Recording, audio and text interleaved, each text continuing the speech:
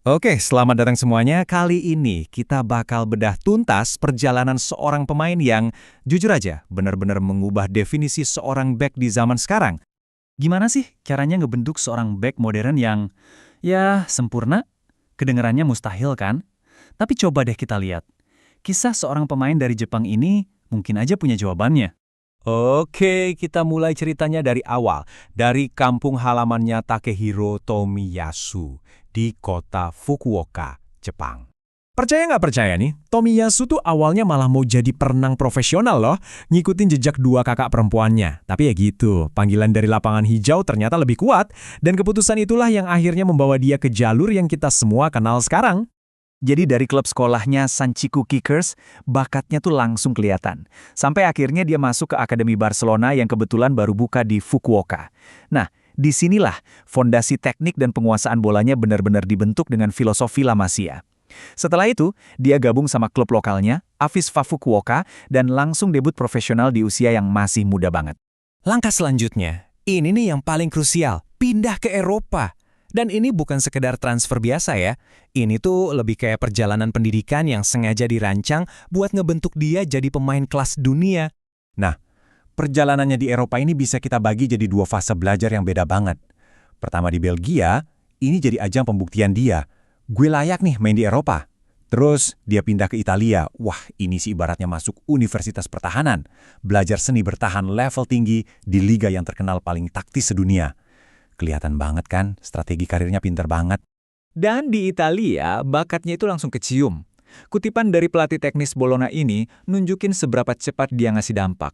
Mereka nggak cuma lihat back yang kuat secara fisik, tapi mereka lihat seorang pemain yang cerdas, yang paham permainan dengan cara yang, ya, sangat modern. Oke, setelah Belgia dan Italia, akhirnya datang panggilan dari puncak piramida sepak bola. Liga Premier Inggris. Nah ini dia, ujian terakhir, ujian pamungkas buat perjalanan Tomiyasu. Tahun 2021 Arsenal nggak main-main, mereka keluarin uang yang gede banget buat datangin dia. Dan angka segitu, tentu aja, datang dengan satu paket, ekspektasi super tinggi. Dia bukan lagi sekedar pemain muda potensial, sekarang dia adalah investasi besar. Pasti banyak yang mikir kan, harga segitu buat seorang bek, apa ia sepadan? Apa bek dari Serie A bisa langsung nyetel dengan kecepatan dan fisik Liga Premier yang gila itu? Ternyata jawabannya datang lebih cepat dari yang kita semua duga. Dan nilainya buat tim, wah langsung kelihatan banget. Tomiyasu itu bukan cuma ngisi satu posisi. Dia jadi semacam obat buat banyak masalah di pertahanan Arsenal. Bisa main sama bagusnya di kanan, di kiri, bahkan di tengah. Nggak heran, dia cepet banget jadi kesayangan para fans. Jadi apa sih rahasianya? Kenapa dia bisa seefektif itu di banyak posisi? Yuk kita bedah lebih dalam. Oke, pertama-tama kita harus paham dulu konteksnya. Di sepak bola modern, peran bek sayap itu udah beda banget. Tim-tim besar nggak lagi cari bek yang tugasnya cuma bertahan. Mereka mau paket komplit. Dan Tomiyasu, ya dia itu contoh yang paling pas. Nah, ini dia resepnya Tomiyasu. Pondasinya jelas kemampuan bertahan satu lawan satu yang super solid. Terus di atas itu, ada kemampuannya main pakai dua kaki. Ini keuntungan langka banget. Tambahin lagi pengalaman dia sebagai bek tengah dan ketenangannya pas pegang bola, jadilah paket lengkap bek modern. Perjalanan klubnya yang luar biasa ini akhirnya membawa dia ke puncak kehormatan setiap pemain, membela negara. Dengan semua skill yang udah dia asah di berbagai negara, dia pun jadi tulang punggung tim nasional Jepang. Sejak debutnya di 2018, dia langsung jadi bagian penting dari skuad Samurai Biru. Lihat aja jumlah penampilannya yang konsisten, mau itu di Piala Asia atau Piala Dunia, ini nunjukin betapa vital perannya buat tim.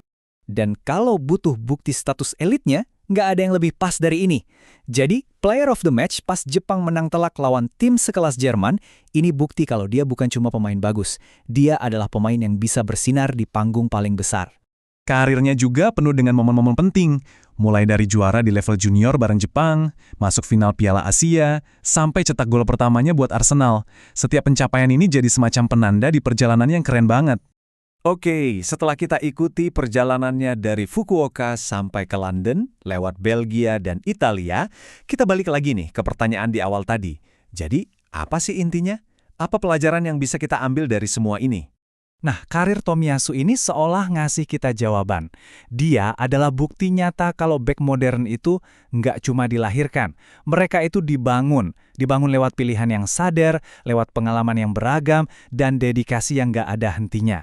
Setiap langkahnya, dari Akademi Barca di Papua, sekolah taktis di Italia, sampai ujian fisik di Inggris, semuanya adalah bagian dari sebuah proses yang disengaja buat menciptakan bek modern yang kita lihat sekarang. Jadi, kisah Tomiyasu ini bukan cuma soal satu pemain. Ini soal sebuah cetak biru pengembangan pemain di era global sekarang. Ini bikin kita mikir, kira-kira di luar sana siapa ya pemain yang lagi menempuh jalan yang sama? Dan siapa yang bakal jadi the next Sekiro Tomiyasu?